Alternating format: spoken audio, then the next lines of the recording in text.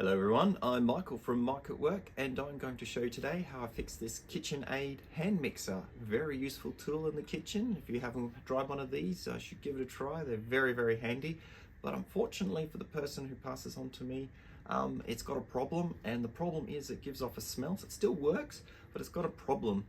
But the smell from identifying the type of smell is a bit like a burning semiconductor or burning circuitry. So that doesn't smell too good. So yeah, let's open it up and have a look and see if we can fix this wonderful little hand mixer. Right, now we've got this thing on the bench, so let's get busy. First, let's get the attachment off. Okay.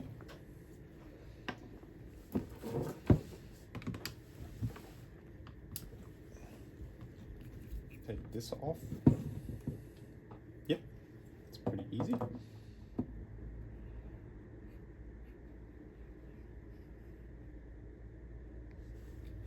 Just cut both, realizing that I only need to get two. It's probably all we need. Okay, that was probably enough to get access to the spade clips. That's one off. The red one is on the far side, on the left, and the black is on the right. Oh, here it comes. Okay. Well, there's the source of that burning smell. Ooh. This thing is clearly broke. You see how dirty my fingers are. It's been burning. So if that's the only problem, we'll look at finding a replacement for this guy. It's called WH250 600, 250 for 250 volts, 600 for 600 milliamps. So it's a 0.6 amp rated self-resetting fuse. So obviously to protect it due to any temporary overloads, but able to recover and be able to operate normally. So it's a pretty important device. So yeah, let's remove it. The other thing too is finding out a bit more about the parts available for this. There's absolutely nothing I could find in the replacement parts. Nothing along the lines of a new rubber cover for this plastic chassis, which is quite important. It's already broken through and cracked, so it's not in a safe state anyway. So we're going to have to find some alternative way to repair this. The auto resetting fuses have now arrived. Hopefully I encounter some more broken auto resettable fuses in the future. So anyway, as you can see, it's a BK250 600. So now let's put it in. First we'll clean the circuit board with some isopropyl alcohol.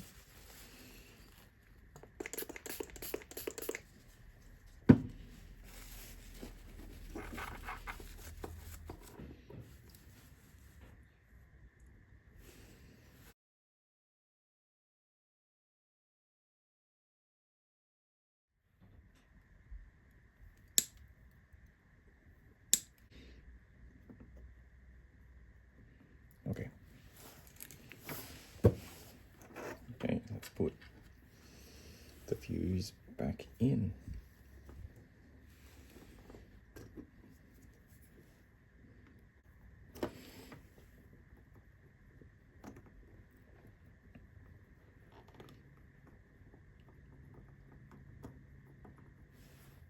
It's in there nice and solidly. Now the original one had a blob of silicone. So yeah, we'll put a blob of silicone in. Doesn't have to be very much. Just squish it down. Next thing I'm going to do is to remove all the old rubber residue of the plastic body. Oh, the plastic knife is a little bit slow. Looks like something metal is better. Okay, the side of my screwdriver.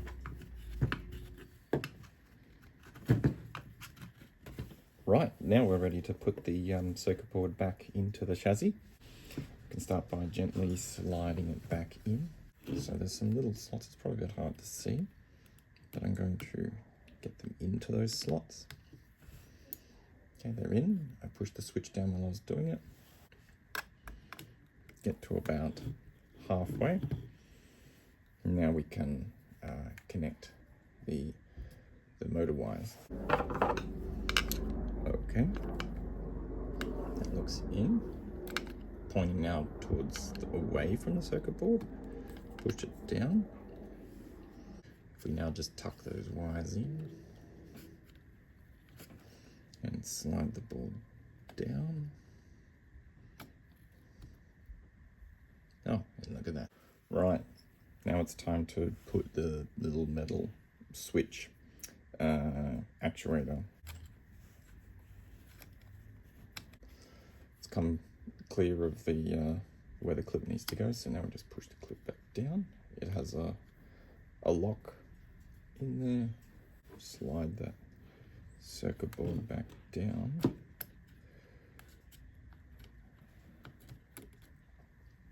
Now we can put this cover on.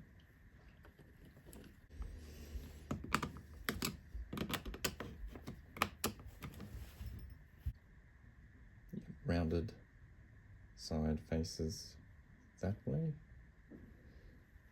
like so, and then push it in. If that's what you do. Okay, it's in. Okay. Yep, that's looking good. Okay, one thing we should have a little stop and have a talk about is electrical safety. So this appliance has a live circuit, which means there's no electrical isolation between the circuitry inside and the mains coming in through the plug. So that means that anything, well, you can assume, and to be on the safe side, that anything on the inside is, particularly any metal or any circuit components, are going to be live, and therefore if you touch them, they can give you a nasty shock and possibly even kill you. So we're dealing with here high voltage, very lethal high voltage. So you need to be very, very careful. If in doubt, do not fix, or go and find someone who does know and get their advice. So please be very careful, and happy fixing. The most challenging thing about this repair is the replacement of the rubber cover. Being that it's a very unique part, there's no replacement. We can't put it back on because it's actually cracked through. It was already like that when it came to me. So I found this silicone mat, but I found that you can't really stretch around a flat sheet of anything around its body because of its curve.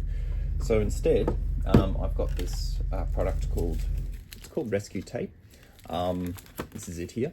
It's actually very ideally suited for this application because it's high temperature resistant, it's electrically insulating, and it fuses to itself. I've been using it for what it's intended to do, and that is to seal pipes. My experience with it has found that it would actually be really well suited to this application. Instead of having to stretch a sheet across here, instead we can just wrap it around and it will fuse to itself. But I've also done a trial glue with some silicone on this tape, and found that the silicone itself also adds an extra bonding to this tape. So the trial glue of a piece of the silicone tape on this body has found that this bonds actually very, very well. Okay, let's start to put this thing back together. Here's a little pre-cut piece of neoprene. Neoprene being that has great properties for this application, being it's electrically insulating, it's temperature resistant and chemical resistant. So I've just cut it out to fit in this little slot, as so.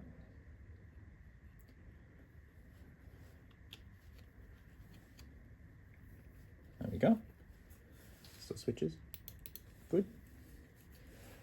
I just want to fill these gaps with silicone so that when we put the tape on, they don't create a point at which you can push through.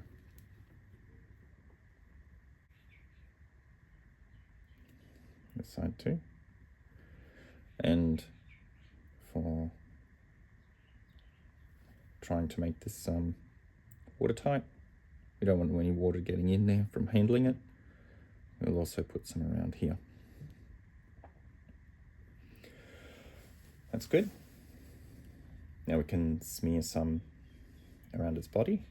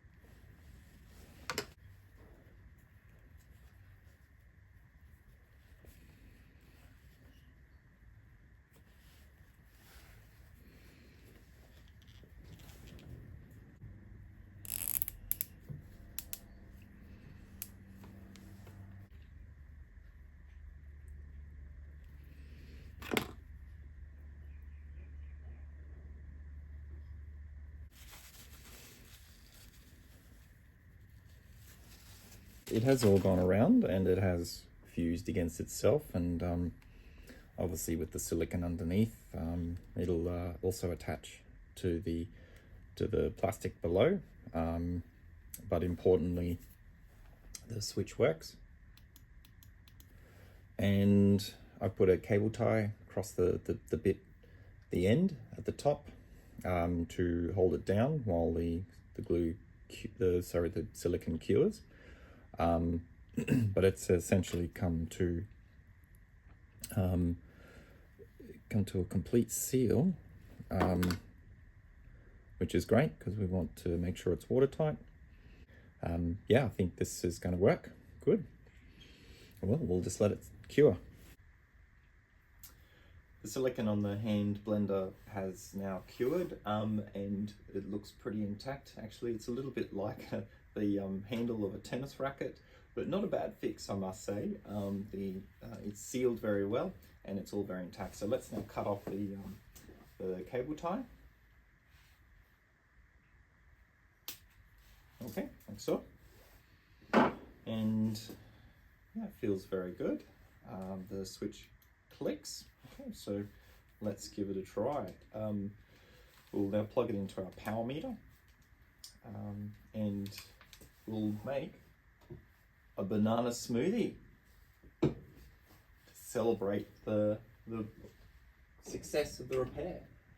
Okay, so I've just plugged it into the power meter. I'll put it on 4. Let's take off the cap. Oh, sounds good. No smell. Very well.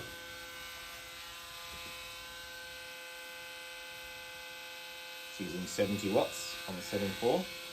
Let's see what happens. Oh, it's down to 65.